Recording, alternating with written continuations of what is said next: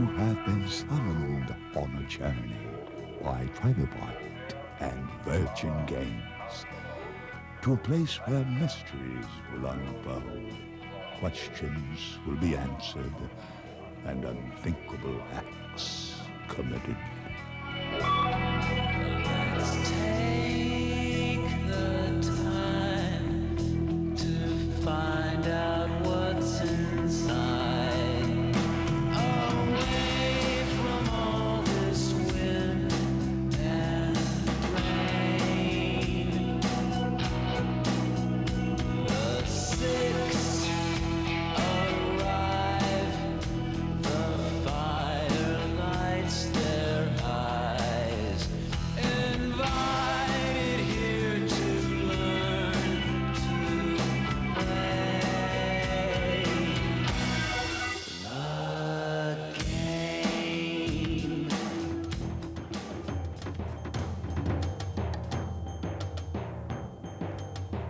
Nestled deep in the heart of Oregon, lurking amidst the quaint bed and breakfast dens of a small one-horse town they call Jacksonville, we find a company that has changed the face of global entertainment forever. The company's name is Trilobite. Well, we decided that there was a big new medium out there which involved CD-ROM. And this big new medium, CD-ROM, needed a definitive product. And the Seventh Guest seemed to fit into that.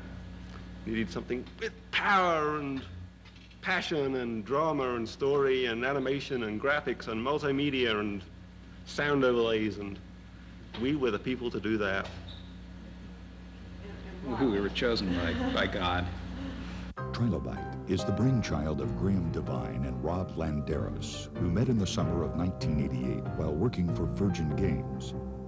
Both computer fanatics from a young age, Devine was actually expelled from school for taking an unauthorized vacation to finish programming his first video game, the classic coin-op pole position.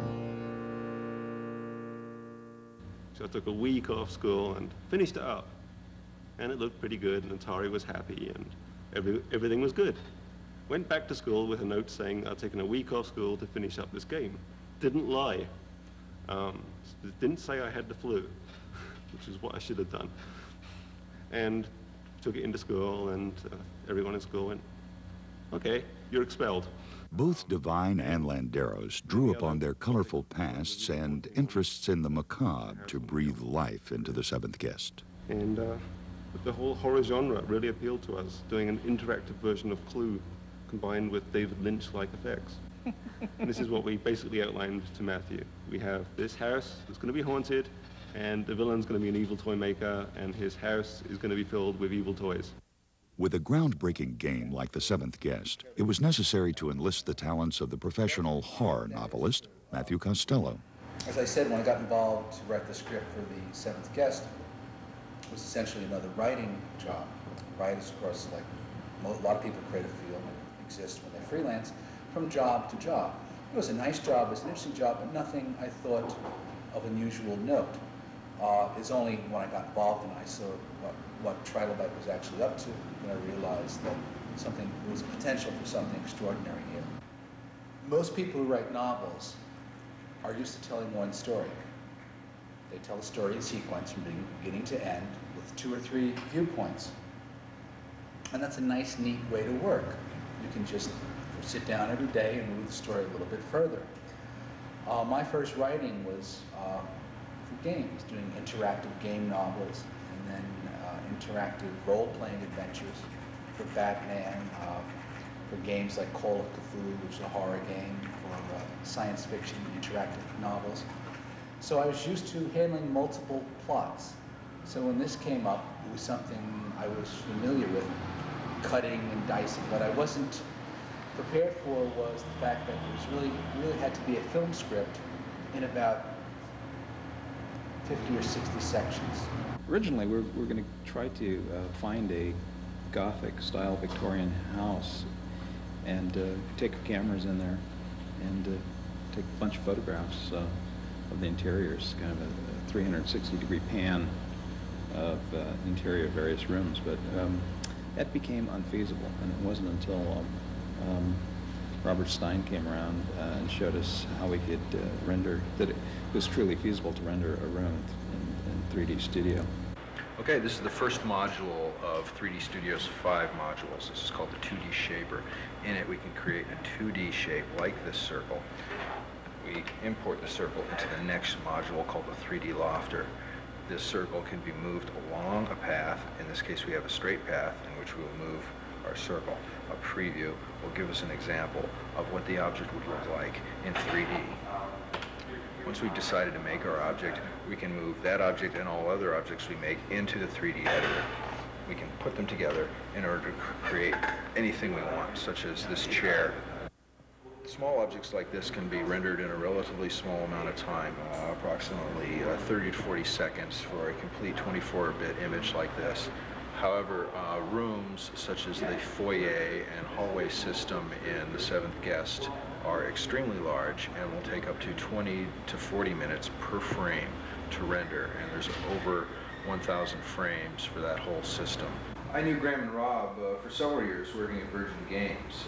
I had left Virgin and moved to Seattle, and they had informed me that they were planning to form their own company, so when the opportunity arose, I jumped to it. Having known them, I felt I could work competently with them. And they were originally intending to shoot the entire game with video. They were aware that I was working with 3D Studio and rendering, and they asked to see some samples of what I could do. And I produced one room, a room that was never used in the game. And it was satisfactory enough to convince us that we could get by quite well using the 3D program for the entire house while still using video for the actors. Action! I have always wanted to be president. Possibly president of the bank. Playing with staff will be a breeze. I will surely win. Cut! My name is Deborah Mason, and I directed the live action for The Seventh Guest, and I acted as the character Martine Burden. Reach out, move the camera, roll your eyeballs.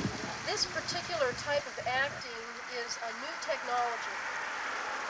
Feature film acting has been around for about 100 years and is a series of angles, close-ups on the person. It's almost as if the actor is thinking the situation. With this particular type of shooting, we had the camera locked down. Everything was from a long shot, a long angle.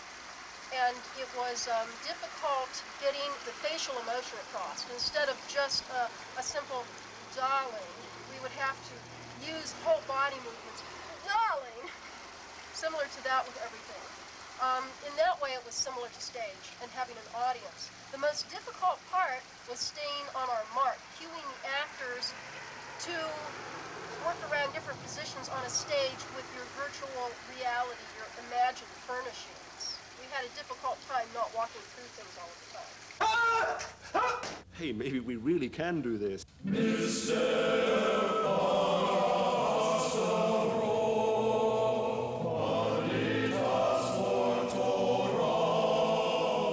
When we first got in touch with the Fat Man, we didn't know who the heck he was.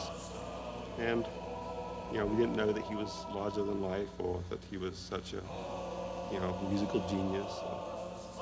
We didn't know he'd have such a big impact on the project. We thought he'd do the music. He didn't even know who he was. He didn't even know who he was. We unleashed his creative potential. Here, my head is full of music.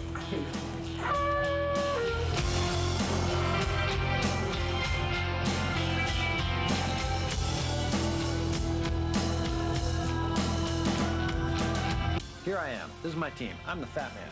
Seventh Guest. Dave Govett, Wing Commander, lots of stuff.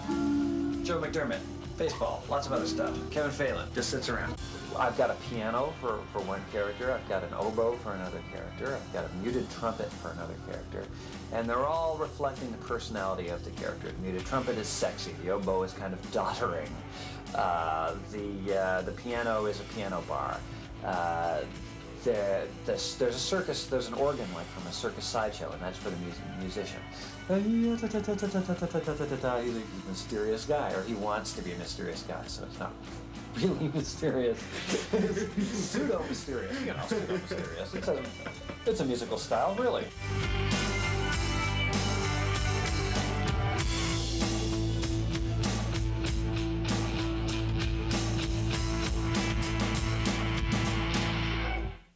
Leaving the Fat Man in Austin, Texas, we returned to Medford, Oregon, where the sound effects and audio post-production were handled by sound designers Greg Hayes and Webb Stoughton at Stoughton Studios.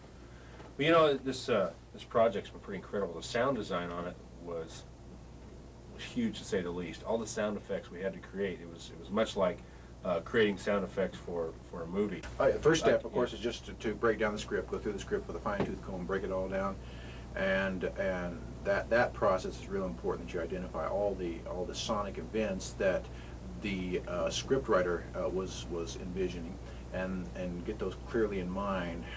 Again, the texture that they were envisioning and the creators are envisioning, and then from there begin. Greg would issue me lists of sound effects, and I would go in the script and see how the sound effects plugged in, and then we would literally go and say, okay, we have these effects already available to us. Let's use these, but these are the ones that have to be created.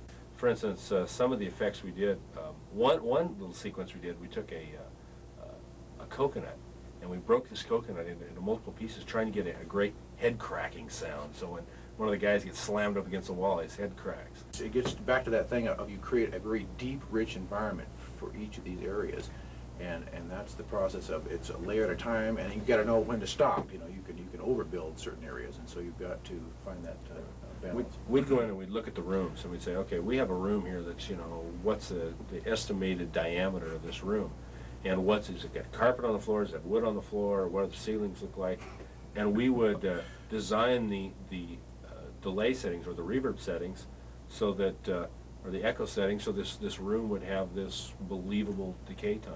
And this room doesn't even exist. I mean, that's so strange. It's just it's an abstract room, but yet it is a real room. You have to believe it is real. You're the one. I'm gonna leave, Mister. Don't run away, please. Don't run away. Don't go. Don't go. No, don't go. Bringing all these elements together and fitting them into 2 CDs requires the use of a relatively new technology known as digital compression. Well, for the Seventh Guest, really, I think it's all hinged on compression technology. We take full motion digital video and a relatively high-res screen, 640 by 320, and we compress it.